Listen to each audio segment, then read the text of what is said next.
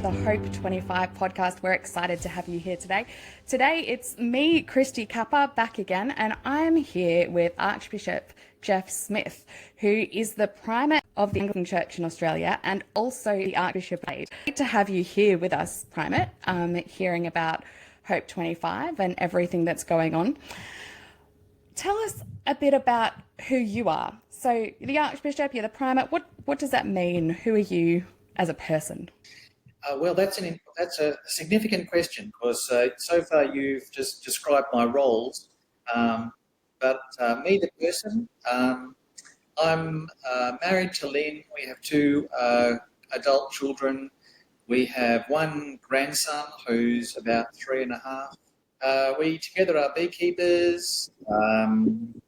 It's kind of a hobby that we have, and we enjoy getting out and about. So in terms of the roles, the Archbishop of Adelaide means that I'm, the senior minister in the Diocese of Adelaide, and the primate role, I think, probably is best described as being a bit like the president of a professional association. So you speak on behalf of the church when the church kind of gives you permission to.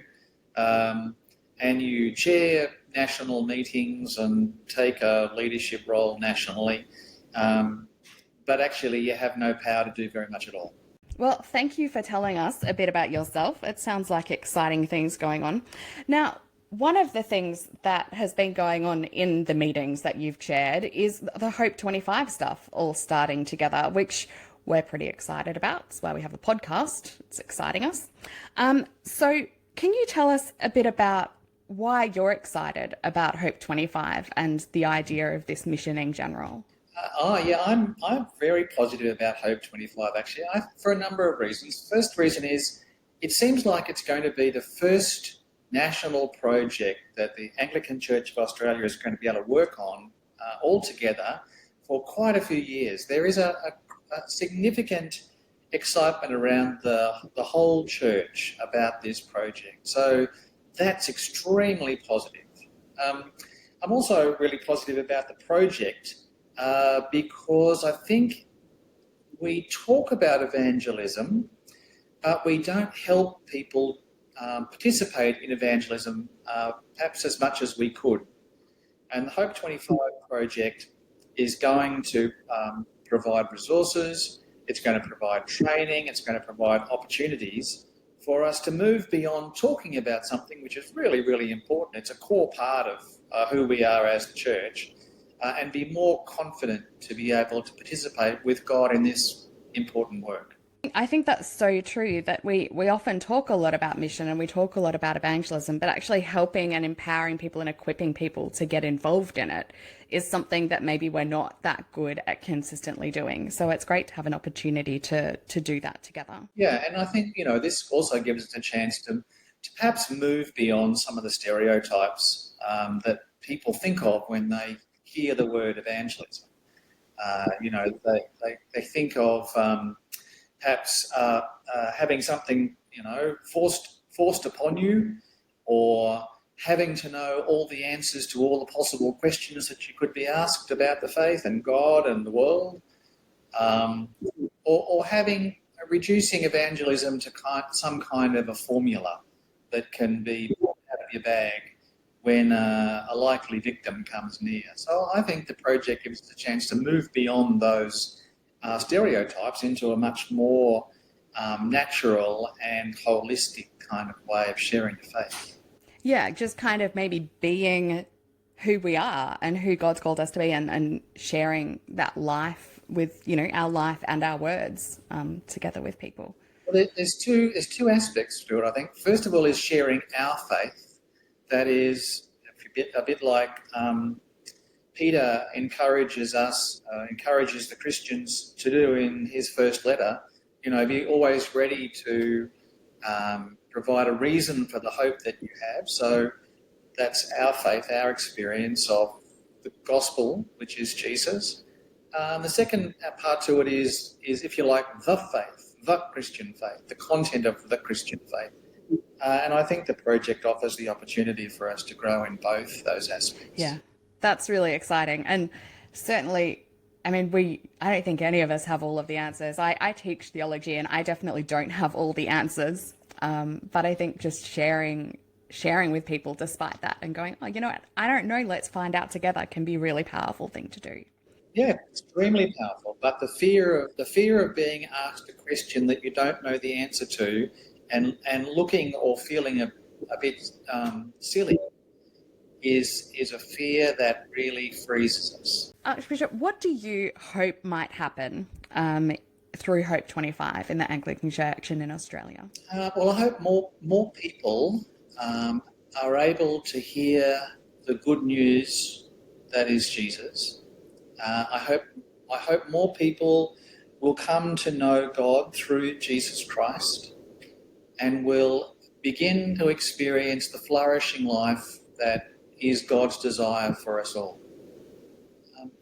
Also hopeful that the church generally will become better equipped at sharing our faith and the faith, that the church will become more confident in that area of our life, that we will be united in this ministry more and more, and will be clearer about our purpose as the Church of God. Yeah, that sounds really good. I'm really excited as well to see, you know, all of those of us in our churches who are maybe a little bit nervous thinking about mission and all those sorts of things, helping us to pray and think about that as a process. To where people grow in their discipleship of Jesus as well, and in the way that we're involved in the church, as well as hopefully seeing people from outside coming in and learning more about Jesus. Yeah. I think it's got great potential, really.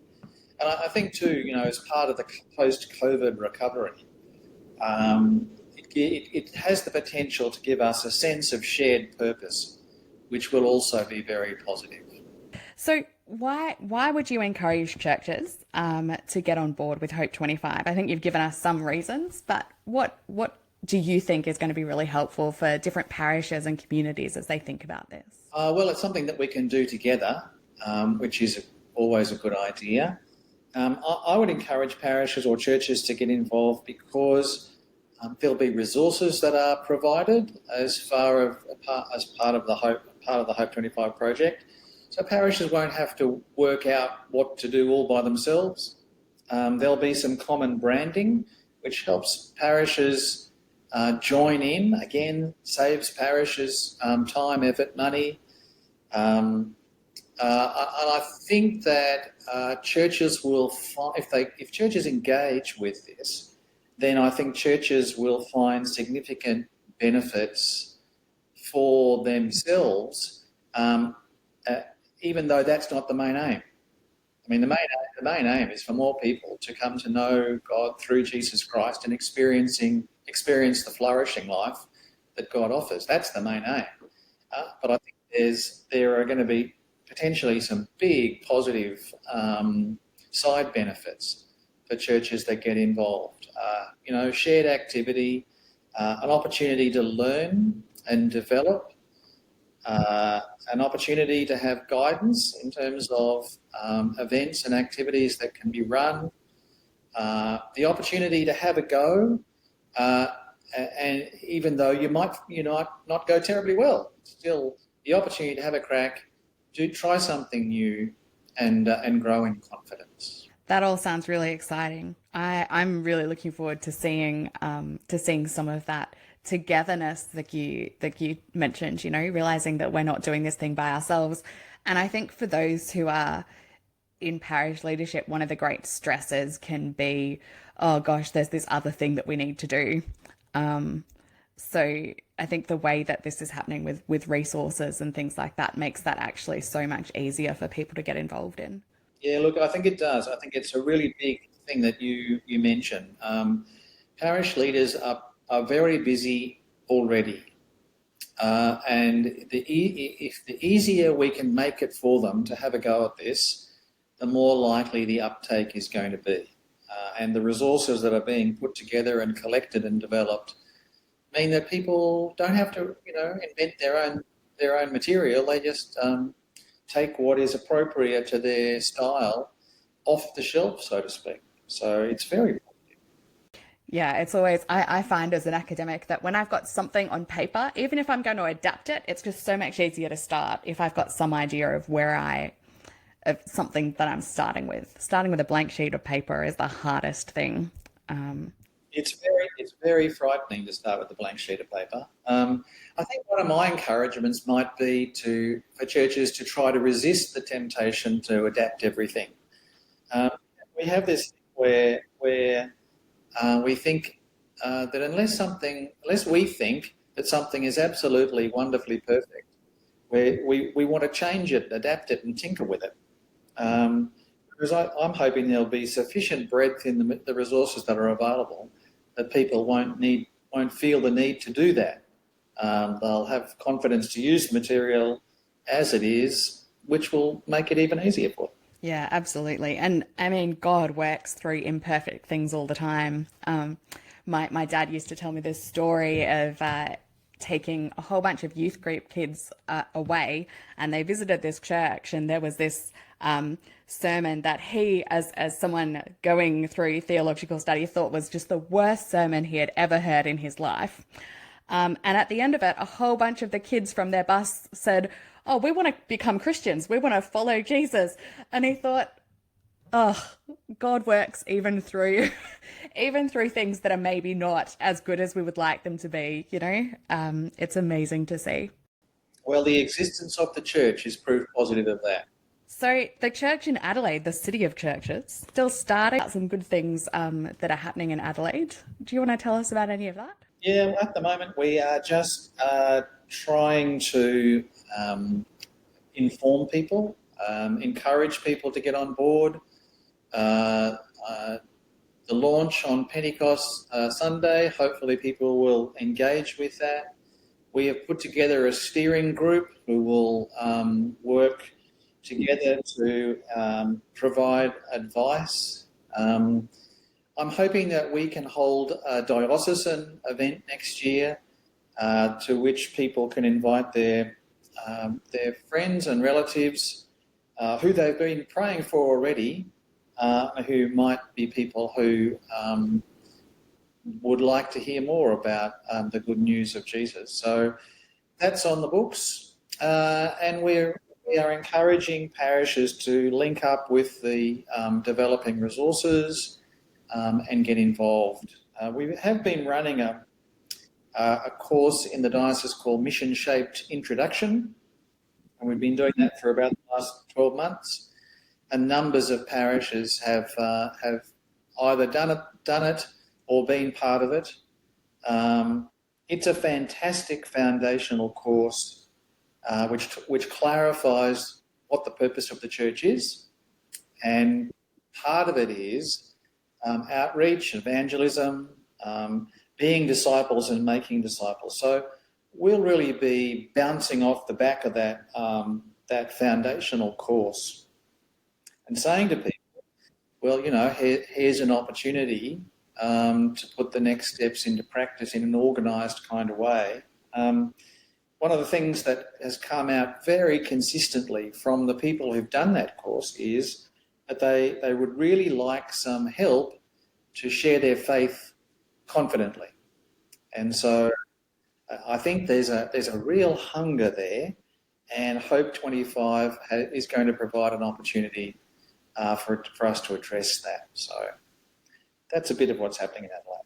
Oh, that's great. Well, before we head off, do you have any thoughts or tips? If people are sitting here thinking, gosh, I want to talk to my minister about being involved in this, or perhaps parish leaders are thinking, okay, what are some things that our parish might do? A couple of thoughts. One is not to expect the parish minister to make the running on this necessarily. I think the idea of offering to volunteer and maybe get a few other people from the parish together to form a little, steering group for the parish, so that the load doesn't sit solely on the shoulders of the parish minister. And the second thing which I would really recommend and encourage is to start intentionally praying. Praying for Hope25, praying for guidance, for the parish's involvement, praying particularly that more people might come to faith through the activities of Hope25. Without prayer, faith is a gift from God, and so it's a supernatural process. It's not the result of really clever marketing. It's not the result of having all the answers or having super duper convincing arguments. It's a result of an intersection between our often imperfect efforts and the Holy Spirit of God moving in people's lives. So prayer is super critical. And the third thing I would suggest would be keep it simple. Maybe try and do a few things. Pick up some of the resources about training. Try and encourage people to learn to share their faith and practice sharing their faith. And in terms of events, keep it simple. Have a go at a couple of things rather than trying to do a huge program which wears everybody out and may not be as effective as a simple approach would be. Oh, that's really great. So making sure that we volunteer and get involved and don't just rely on people who are already super busy. Making sure we're praying and maybe getting together and praying in groups and thinking about what we're doing as well as praying individually. And making sure that we're keeping it simple, that we're doing things that we can do and not pushing ourselves quite as hard as we might otherwise. Well, one of the things about evangelism is it's supposed to be a natural part of the Christian life. It's not supposed to be an extra burden that we feel it's a terrible burden that we are duty bound to carry out. So if we keep it simple, chances are it'll be a whole lot more fun than if we create a big weight and load for ourselves. I'm looking forward to seeing churches from around the country working together, as well as seeing what's going to be happening in Adelaide and what God is going to bring over the next year or so. Yep, me too, Christy. Thanks a lot. Thanks for the conversation. It's my pleasure. Thanks for joining us.